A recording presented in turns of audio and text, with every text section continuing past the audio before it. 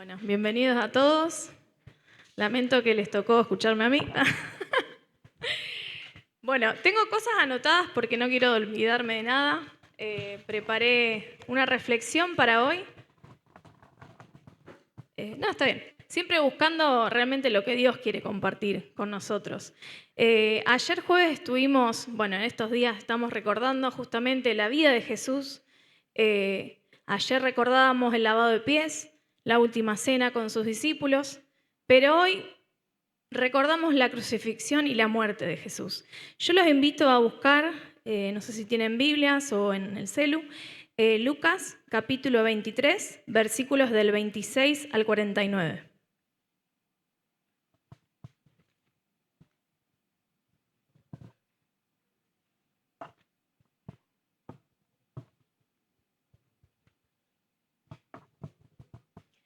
Lucas 23, capítulos 26 al 49. No lo veo.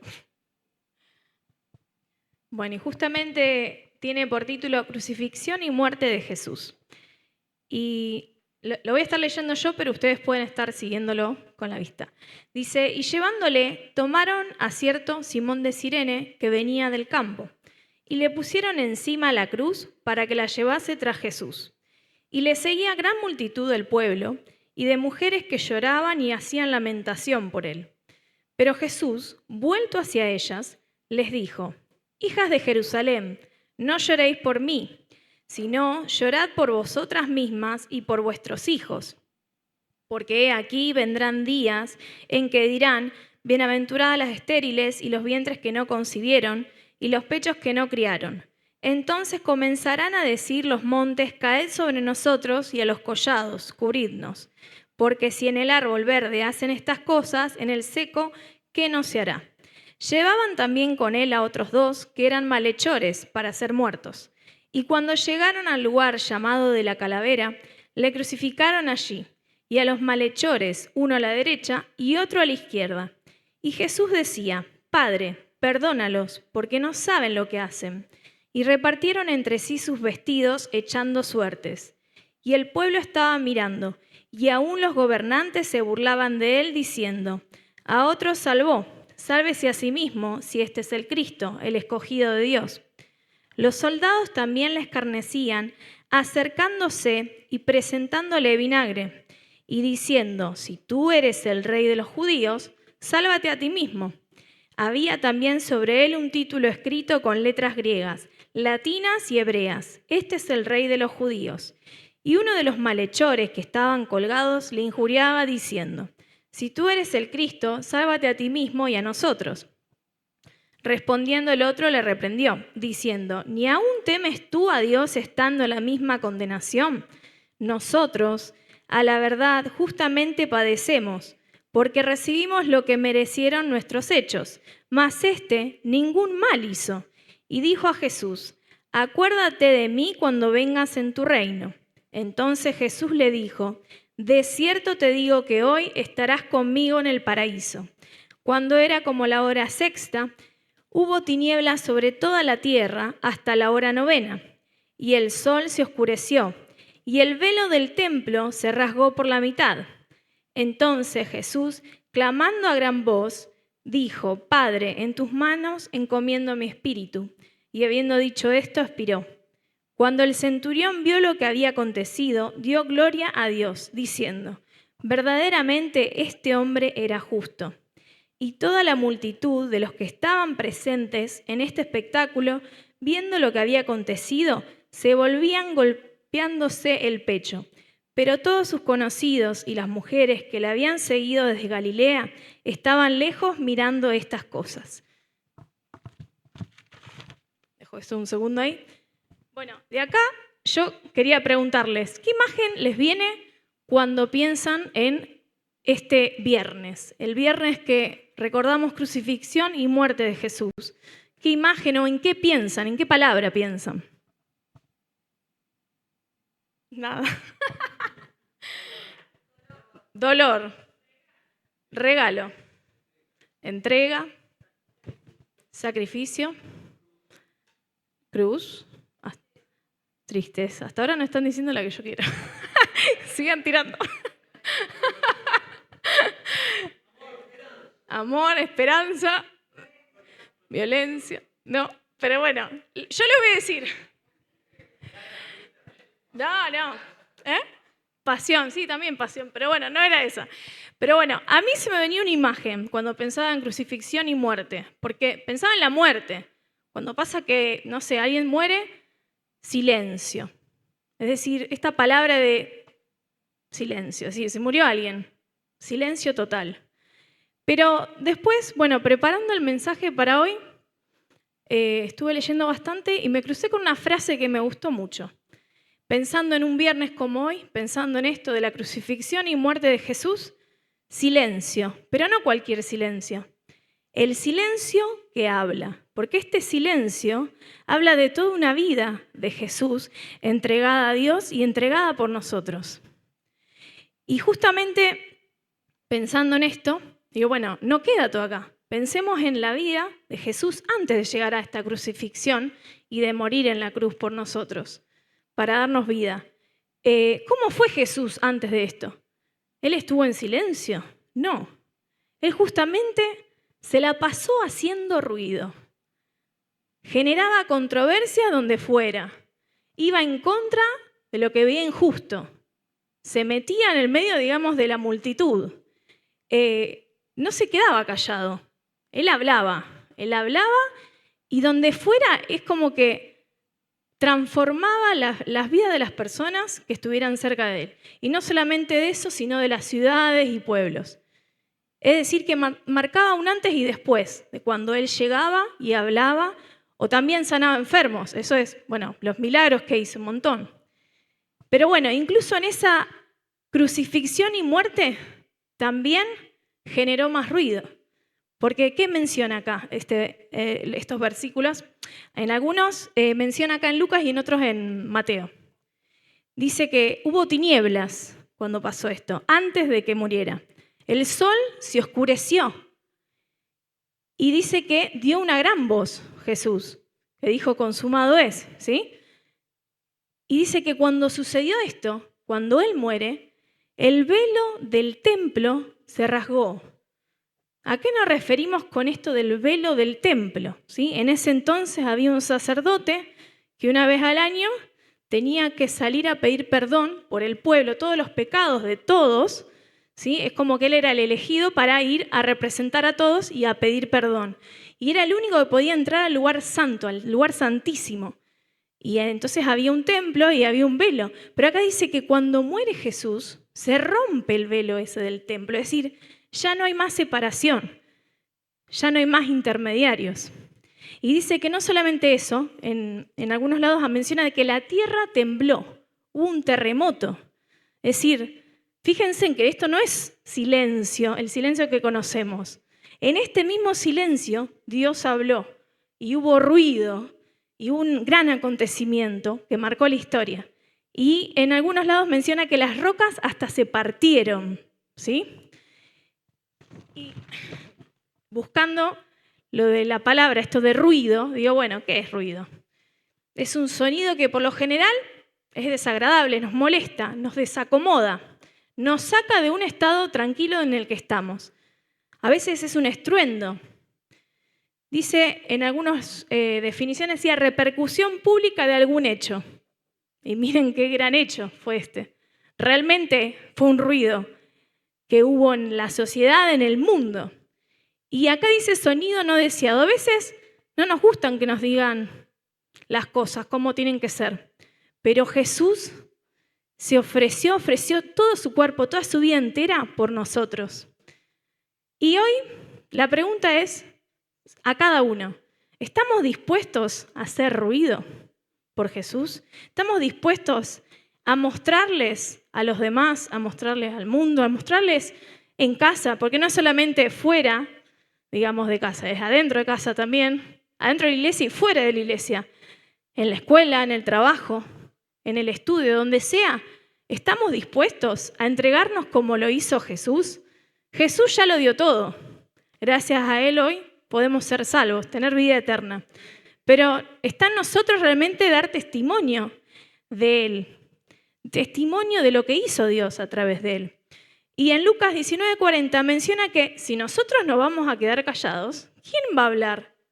Las piedras. Dios va a usar hasta las piedras. Así que yo diría que no esperemos a que pase eso, porque Dios nos dio vida, nos dio una boca para poder hablar, ojos para poder ver, oídos para escuchar, y tenemos que justamente aprovecharlos. ¿Realmente estamos dispuestos a seguir haciendo historia para Dios, para la gloria de Dios? Los invito a buscar 2 Timoteo 1:7.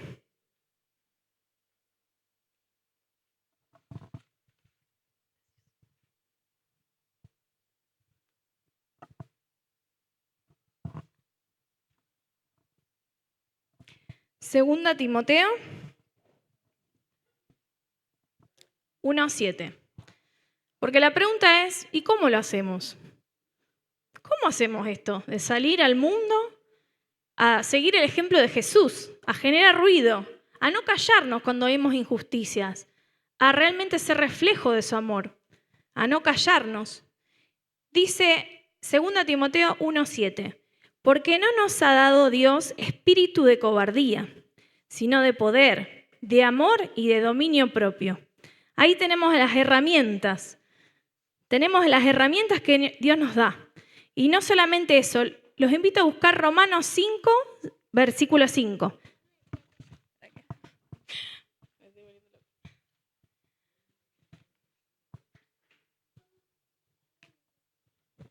Romanos 5, versículo 5. Habíamos estado leyendo Romanos 5 antes, el capítulo. Me gustó una frase, pero les voy a leer todo el versículo. Dice, y la esperanza no avergüenza, porque el amor de Dios ha sido derramado en nuestros corazones por el Espíritu Santo que nos fue dado. ¿Cuál es la frase que marqué? La esperanza no avergüenza. Si tenemos esperanza, no podemos ser cobardes, ¿sí? O si tenemos miedo o vergüenza, tenemos que superarlos de la mano de Dios. Y los invito a buscar otro texto. Le hago leer mucho la Biblia. Bueno, en Hebreos 10, los versículos del 19 al 25.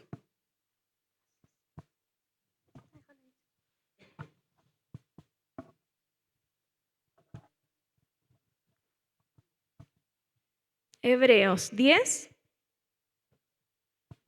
del 19 al 25.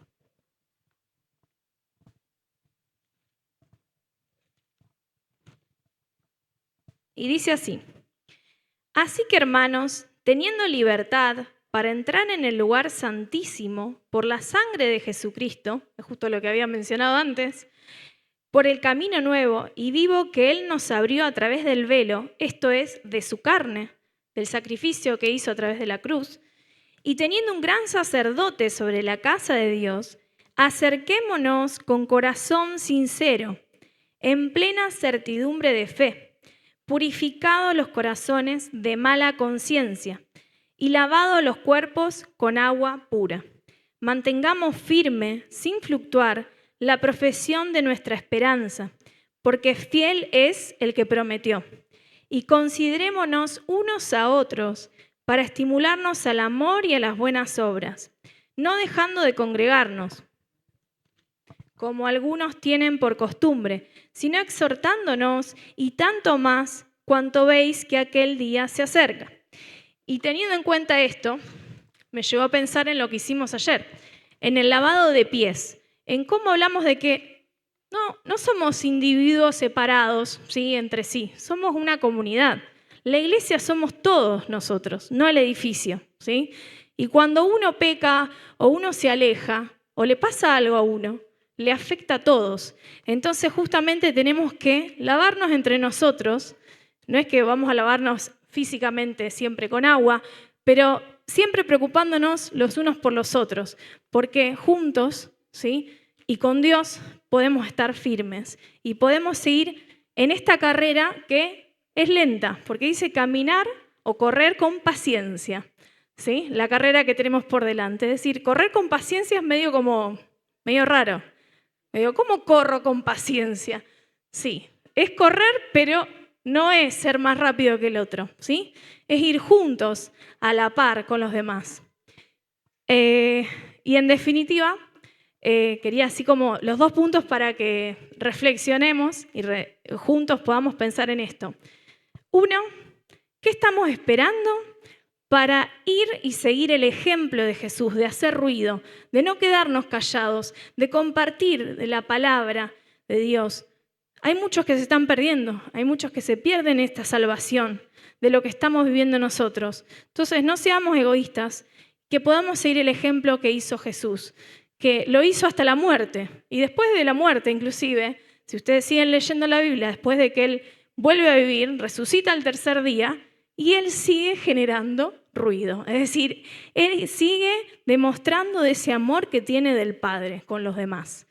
Y por otro, para que no nos olvidemos de la experiencia del lavado de pies. Capaz que algunos no estuvieron ayer, pero bueno, yo no sé si alguno de los que lo hizo ayer realmente lo sintió. Yo sentí cuando lo iba a hacer, porque bueno, yo creo que el que no vino, capaz que tenía miedo que le toquen los pies. Yo me lo lavé mucho cuando dije, va a haber lavado de pies, ay no, qué vergüenza.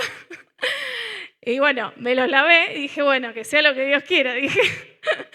Pero después, antes de hacerlo, ¿sí? Porque estaba esto de la pregunta de si nos animamos a lavar los pies de otro, ¿sí? Así como hizo Jesús con sus discípulos, realmente yo sentí un fuego en mi interior, un fuego en mi corazón, y no solamente eso, sino sentí que Él me decía a quiénes se los tenía que hacer. ¿Sí? Así que yo creo que eso habla del Espíritu de Dios, de cómo se mueve, del poder de Dios, si lo dejamos actuar, a pesar de que tengamos vergüenza, a pesar de que tengamos miedo, a pesar de que tengamos dudas, si dejamos actuar a Dios, grandes cosas pueden suceder. ¿Sí? Los invito a que podamos estar orando y después vamos a estar cantando una canción que habla de justamente quién dices que soy. Es decir, Dios nos está diciendo hoy a cada uno de los que estamos hoy acá, somos hijos de Dios, somos hijos de Él. Está en nosotros aceptarlo, ¿sí? Y responder a ese llamado y aceptar ese amor, ese abrazo que Él quiere darnos y quiere recibirnos, ¿sí? Oremos. Papá, te damos gracias por el día de hoy, gracias por este tiempo que vos nos permitís poder reflexionar en tu palabra. Te damos gracias por lo que vos nos estás diciendo. Sabemos que toda la gloria es para vos, que hoy lo que recordamos no es un cuento, justamente marcó la historia y hoy gracias a eso hoy tenemos vida eterna y salvación. Hoy estamos de pie gracias a que tantos otros testigos pudieron pasarnos la Biblia para poder leerla y poder saber de vos. Te damos gracias por eso y queremos realmente tomar ese compromiso de poder ir y hacer ruido para vos, de poder llevar de tu palabra a otros, de poder llevar de tu amor y no solamente eso, sino cuidar al hermano que tengo al lado, exhortándolo, ayudándolo, que así sea un ida y vuelta, papá, como vos crees que seamos iglesia. Te damos gracias, te alabamos y te pedimos que te sigas quedando con nosotros. En el nombre de Jesús. Amén.